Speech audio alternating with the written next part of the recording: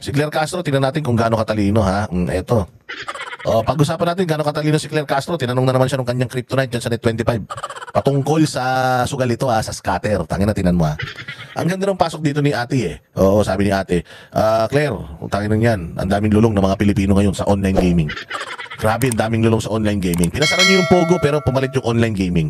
Mantakin mo yung Noisy 40 na pinatawag ng Tricom diyan sa Congress. Alam niyo sinasabi nila na kami daw ay funded ng mga narco-politicians, mga narcotics, yung mga pusher at saka ng China ng Pogo. O mga Pogo vlogger daw kami. Pogo vlogger daw kami, ha. Putang ina, nakita mo, ha. Samantalang itong mga artista, putang lalaki ng mga billboard. Lalaki ng mga, meron ba kaming billboard? Isa sa mga vlogger na may makikita kang billboard na sinasabi na, let us support Pogo. Wala namang ganun, di ba? O ngayon, eto si etong mga artista. Ang laki ng billboard ang pinopromote, sugal. Again, nakakasama ang Pogo sa Pilipinas o hindi? Para sa akin, hindi. Bakit? Kasi nga, ang nabibiktima nila dyan sa kanilang mga scam at saka sa pasugalan na yan, mga kapwa nila in check, wala tayong pakialam sa mga yun. Ang foreign policy natin is Filipino first policy. Ngayon, itong hayop na mga mobile app na to, sila din naman ang may-ari niyan. Mantakin mo itong mga mobile app na to, putya nakakonekta sa credit card mo, nakakonekta sa GCash mo, makakapagsugal kahit sanggol. Pag napindot na sanggol yan, putya yan, nagsugal na, natalo na yung pera mo, automatic kinakaltas yun sa GCash mo.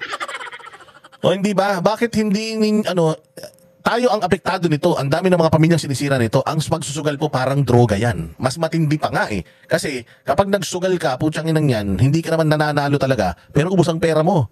At kung manalo ka naman, putya yan, mas marami pa yung ginastos mo kaysa pinanalo mo. Mas malala ito ang addiction sa alak, sa alcohol at sa sugal, talagang ibang klase. Ibang klase, mga bossing, mauubos talaga, masisira ang buhay ng pamilya naman tayo. Pambili na lang ng bigas. 20 pesos na nga lang yung bigas, i-scatter pa. Ganyan ang ginagawa ng mga Pilipino ngayon. Kung pinapatawag tayo sa peking aligasyon na funded daw tayo ng mga Pogo, bakit itong mga artista hindi nila maipatawag? Dahil pinopondohan itong mga artista na ito, pinopondohan ng mga tawag dyan, yung online gaming. Kakapal ng mukha ninyo, gusto nyo masira ang bayang Pilipinas, pinaalis nyo dito yung sugal na kumikita naman tayo. Dahil sa buwis nila, pero ang binibiktima nila, mga kapwa nila yung check. Kapwa naman nila yung check, pakin natin dyan. Pakinggan ninyo, sasabihin nito ni Claire Castro dito sa balitang to. Kaunay po yung sikat na scatter na binabanggit ko, alam naman natin na hindi lang po siya cocaine o iba pang illegal drugs ang nakaka-addict. Sabi po marami nating mga kababayan yung nalululong na rin dito sa tinatawag na scatter dahil madali lang po. Kasi pag lulong, naiisip niya yung amo niya, si Lolong. Ma-access online. Marami yung nababaon sa utang at nasisira yung buhay at maging yung kanilang pamilya dahil po sa online sugal. May mga viral post na po sa SOCMED kaugnay nito. May mga endorser din po ng mga kilalang mga personalidad. May mga billboards pa nga po na nakakalat sa EDSA. Ito po ba? Diba? May mga billboards sa EDSA. Funded ng sugal. Tapos kami ang Pogo vlogger. Saan ka mo makita niyan? Ni isang Pogo, wala kaming pinromote, wala nga akong pangalan. Lucky 7 nga lang yung naalala ko na Pogo, yung kanila Alice Gupa. Tingnan mo, ang tagal-tagal na itong scatter na to, ang tagal-tagal na namang online na yan. Madami daw silang mga tinitake down. Ba't tinitake down nyo lang? Hindi nyo hanapin sino may-ari. Ba't si Alice Guo nahanap nyo? Si Cassandra Ong nahanap nyo? Kasi hindi nyo kasapakat, hindi nyo kakutsaba ang mga Pogo. Kaya nakita nyo sila, tinrabaho nyo. Bakit ito? Yung mga may-ari ng mga online website na yan.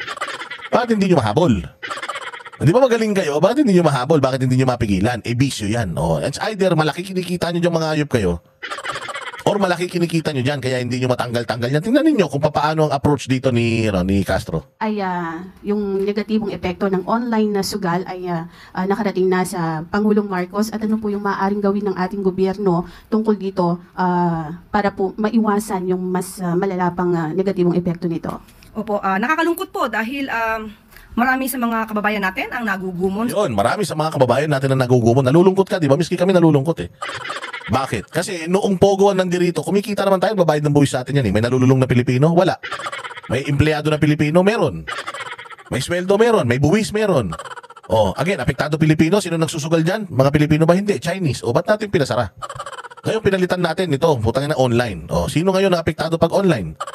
Mga Pilipino, ang mananaya Pilipino, ang malululong Pilipino, ang magnanakaw balang araw dahil wala ng pasugal Pilipino. ang mag-aaway na pamilya Pilipino dahil dito sa sugal na ito. At kung ano-ano pa, maraming kaakibat na krimen ano na yan, sugal. Kapag naubos ka, putya, lahat pati bubong mo ibebenta mo, mayroon ka lang pang sugal at pang shabu. Ganyan po dito sa Pilipinas, madam, ha? Anong pinagsasasabi mo na naman? Sa sugal, kung gagamitin lamang nila ang kanilang utak, ang kanilang pagdiskarte. So kasalanan na naman ng tao. So kasalanan ng Pilipino na nalulong sila sa sugal. Unang-una sa lahat, sabi ko nga sa inyo, kung walang droga, walang malulung sa droga. Kaya nga tinarget ni Pangulong Duterte yung droga para wala nang malulung sa droga sa Pilipinas. Tignan mo lahat ng adik, na kapitbahay namin ng tabaan. Oh, hindi ba? Ganun naman talaga. O ngayon, pagdating naman dito sa sugal, sisisi nyo sa tao, ba't siya nalululong sa sugal? Alam nyo kung ba't siya nalululong sa sugal? Kasi may sugal eh. Tanggalin mo yung sugal. Putang ina yan. Sabi ko sa inyo, okay ako mawala yung pogo. Kasalanan yan eh, pagsusugal eh. Kahit ibang lahi pa yan. Pero, dapat lahat, hindi lang dapat yung pogo, dapat pati yung mga online gaming, online casino, lahat tanggalin. Pati casino sa Pilipinas, tanggalin natin. Total, nagmamalinis kayo, di ba? Ayaw nyo na nagsusugal yung tao. Tanginan yan, kung ayaw nyo pala nagsusugal yung tao, pasaran nyo yung pagkor. Imot. Hindi na sana sila poproblemahin ng gobyerno. Gago. Kung ginamit lang daw nila yung utak nila at di sila nalulong, di sana sila poproblemahin ng gobyerno. Tanga. Ang Pilipino, kay mayaman, kay mahirap, kailangan problemahin ng gobyerno. Ano nagsasasabi nitong luka-luka na to? Oh, so parang pinapagalitan niya pa yung mga nalululong. Kasi simple-simple naman, tanggalin niyo yung sugal para walang malulong. Tanga. Ano sasasabi mo? But dahil hindi nila makontrol ang sarili nila sa pagkagumon sa sugal, ay kailangan pa silang intindihin. But anyway, ang Kaya naman. Daw kayo daw mga nagsusugal. Tangina. Grabe naman daw kayo. Bising-busy daw si Marcos, nagpapasikaso pa kayo. Oh, Diyos ko po. Sagwa na napakasagwang spokesperson nito ni Sabi ko sa inyo, kung merong tao malaki na itulong para bumaba at matalo ang alyansa at bumaba ang trust rating ni Pangulong Marcos at Romualdez dahil dito sa lukaret na to. Dahil sa lukaret na yan, kaya ganyan. Tignan mo yung kind of reasoning niya na problema pa kayo ng gobyerno. Abay talaga, pag Pilipino ka, problema ka talaga ng gobyerno. Utangin na parang ayaw mo na pagtrabahuin si Bongbong Claire Castro Ang mahalaga naman ay para sa kababayan natin. Nakausap po natin si Atty. Jeremy Luglug. Di ba? Sabi ko nga sa inyo, ganito kakapal mukha niyan. Ay kailangan pa silang intindihin. But anyway, ang pamahalaan Di ba na-realize din niya eh? Dapat pa silang intindihin. Biglang na-realize siya, shit, gobyerno nga pala kami. Dapat nga pala iniintindi namin yung mga Pilipino. Ano sabi niya? Pero handa naman kaming intindihin. Gago ka pala eh, sinisermo naman, handa mo intindihin. Kung tangin na trabaho niyo yan eh. Trabaho niyo na pangalagaan ang interest ng mga Pilipino. If you feel like itong sugal na to is damaging your country, damaging the families of your country, ipatitigil mo to agad. Para si Pangulong Duterte, ipatitigil niya yan kagad. Kailangan lang talaga natin ng pera ng pogo noon dahil matindi ang pangailangan natin ng pandemya. Oo, pero maniwala kayo sa hindi. Nung pagkatapos ng pandemya, di ba okay na si Pangulong Duterte, tanggalin na yan. Di ba? Tapos pumasok kayo 2022, puta nagbago yung logo ng Pagcor, biglang nagsara yung mga pogo. Tapos ngayon nung nagsara yung mga pogo, pucha yan, ang daming naluging mga ang daming naluging mga kondominium sa Pilipinas. Kasi sa totoo lang ang daming mga Chinese na mga nagtatrabaho dito na tumutulong sa ekonomiya natin sa pamamagitan ng ang dami nilang nirerentahan ng mga condo units para tulugan ng mga empleyado nila and so on and so forth. So may mga naitulong din itong mga to sa atin. Kahit pa paano, meron din. Diyos ko, ito si Franz Castro, Claire Castro, walang naitulong sa atin to. Man ay para sa kababayan natin. Nakausap po natin si Atty. Jeremy Luglug, ang AVP ng Electronic Gaming Licensing Department. Particular dito sa larong Scatter. Ayon po sa kanya, ang Scatter po ay isang game na ino-offer ng mga licensed gaming website. So kapag ka po ito ay in-offer naman ng isang... So ibig sabihin, hindi pwedeng mawala.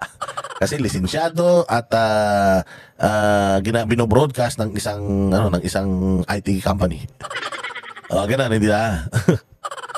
So ngayon, ganun niya sasabihin niya pa. Licensed gaming website. Nakokontrol po ito, namomonitor po ito. At kung ang pamilya man ay nagkakaproblema sa kanilang kamag-anak dahil nagugumon sa sugal, maaari po sila agad pumunta sa Pagcor para pumaban ang tao na ito. Paano mo nga ibaban? Putang ina, hindi naman yan physical na casino. Paano mo ibaban? Hindi nyo nga alam, kaya magsugal ng minor de edad sa Pilipinas dahil dyan sa ginawa nyo. Kinonekta pa nga yan sa GCash eh. Walang hiya naman talaga. Diyos ko po. Paglalaro. Ang problema So susumbong daw sa Pagcor. Utang yun lang yan. Sugal ka na sugal, di ka. Sumama ka sa akin. Sa tayo punta sa Pagcor. Ay talaga, hingi tayong pera. Oo, putya kaya. Pagdating doon, oh, ito. Dinidimanda ko to sa kasong pagsusugal. Tangin yan. Ayun. Alam niyo ba yung Supreme Court? Yung Supreme Court, in-automate na nila. Si Bongbong gusto rin yan automation eh. O, yung Supreme Court, bawal na daw magpasa, mag-file ng petition sa Supreme Court ng physical. Bawal na daw. Kailangan daw, e-application na. Buti pa yun eh. Di ba? Buti pa yun. Kahit pa paano may ginawa. Eh kayo, ni BBM, wala. Po ngayon ng gobyerno ay marami pong illegal na gaming website. Maraming illegal. Libo-libo yung illegal. Ba't wala kayong mahanap na Alice Gumong bago? Bakit nung Pogo, ang dami nyong mga inuhuling Chinese? Ngayon, ang daming nagkalat na mga online na sugal. Sinasabi ninyo na may means para ireklamo. Sinasabi ninyo, tinitake down. O sino may ari nung na yun? Dapat nagpapakita kayo. 5 online operator ng online gaming, mobile gaming. O, nandito sila ngayon. Binibilad natin sa araw. Mga ganun. Wala eh. Nauhuli. Nauhuli nyo lang yung pusher. Di nyo naman nauhuli. Ay, nauhuli nyo yung user. Di nyo naman nauhuli yung pusher. At meron na po silang 7,000 website na naipasara. Ito ay... Sa 7,000 na website na naipasara, ba't pinasara yun? Kasi nga illegal. So kung illegal yun, at nag-ooperate dito sa atin, di dapat may nakulong. Di ba? So bakit hindi nyo nahanap o hindi nyo hinanap? Hindi nyo priority yung mga ganyang bagay-bagay sa Pilipinas? Pinapaalam po sa DICT para po maipasara. Yun lamang po, kapag ka po naipasara, mag-iiba na naman ng website. Yun, alam mo pala nag-iiba ng website. Dapat nakukuha mo kung sino nagawa website. Dapat nalalaman nyo sino may-ari, di ba? Ngayon, kung nakuha nyo yung may-ari, every time na mag-violate yung kanyang account, hindi kayo tuturuan nung kanilang IT expert. Hindi ba? Yan. Ay, nako. So, pero hindi po titigil ang Pagcor at ang DICT.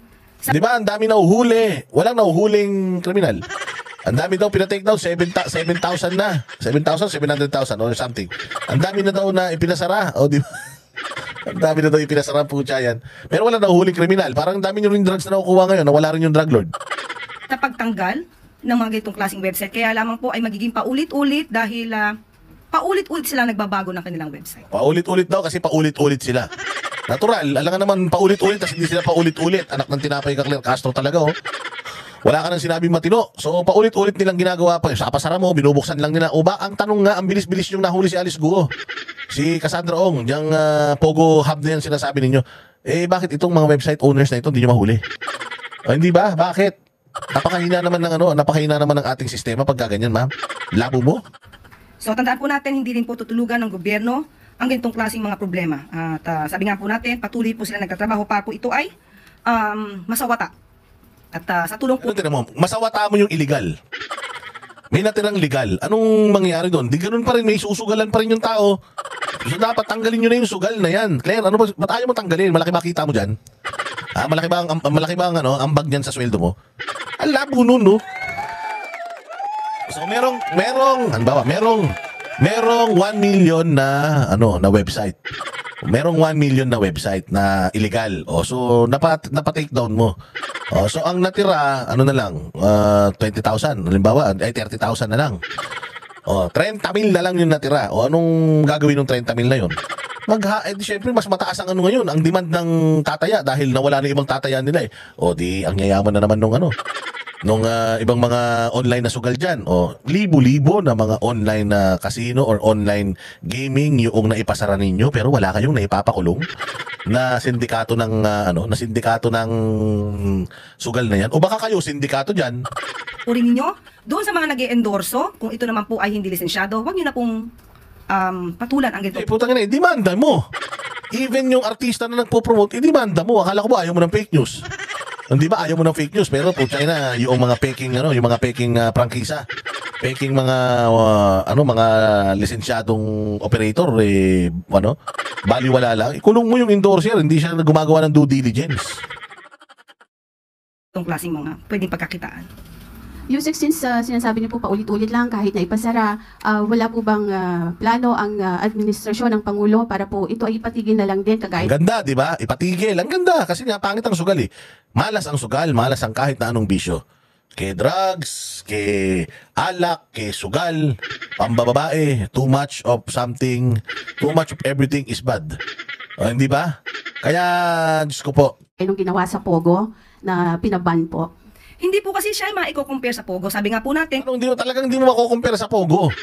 Kasi nga yung Pogo ang nagsusugal doon Chinese, nandito sa Pilipinas ang nagsusugal Pilipino. Kaya nga naniniwala ko gusto niyo sirain talaga mga Pilipino eh.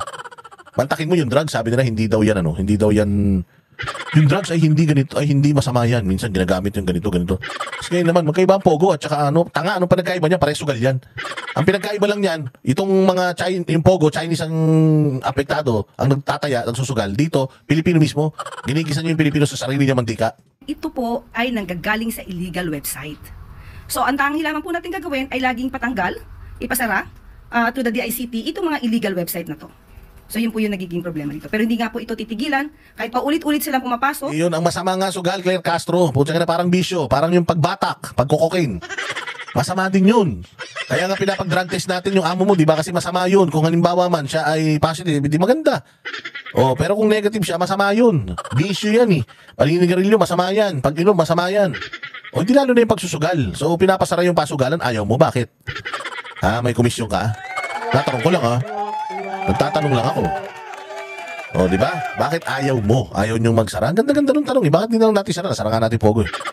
Bakit ito? Uy, magkaiba yan. Ano magkaiba? Parehas lang na tumataya ka, pera tinataya mo. Buti sana kung tinataya mo dyan yung, ano mo, yung pilik mata mo. O, di ba? Eh, kung pwede sanang ganun, hindi maganda. Eh, hindi, pera eh. Ang sinisira buhay ng Pilipino eh. Gusto nyo kasi sirain buhay ng Pilipino eh. Sinisira nyo buhay ng Pilipino sa pagnanakaw nyo. Sinisira nyo buhay ng Pilipino sa pagdodroga di umano. Kinukuha nyo yung, kinakawawa nyo yung mga Pilipino eh. Na wala ng boses. Oo. Walang iya to si Claire Castro na to. Yung website nila at na-access ng mga kababayan natin, paulit-ulit din po sila. Oh, di ba na-access ng kababayan natin yung website nila, meaning nagsusugal sila, ba't ka-access nung hindi ka magsusugal? So bakit mo ipopromote? Bakit hindi mo kayang tanggalin yung isang bagay na kinasisira ng kababayan mo? Ibig sabihin, Bongbong Marcos at ikaw Claire, wala kayong pakialam sa Pilipinas. Wala kayong pakialam sa bayang Pilipinas.